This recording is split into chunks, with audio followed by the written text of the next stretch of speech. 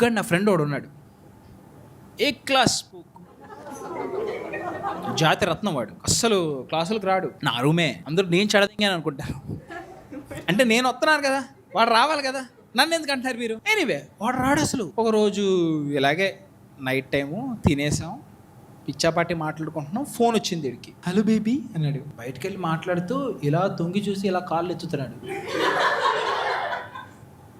ఆ మూడ్లో కింద దింగేస్తాడు కూడా వాడు, అంత మత్తులో ఉన్నాడు.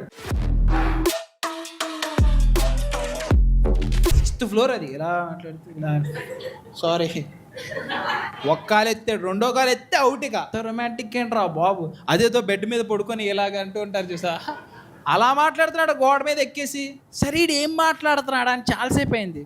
ఊరికే ఒక క్యూరియాసిటీ ఉంటుంది కదా, సరదాగా తెలుసుకుందాం అని చెప్పి దగ్గరికి వెళ్తుంటే ఇంకా అవునా మీ మమ్మీ ఏం చేస్తారు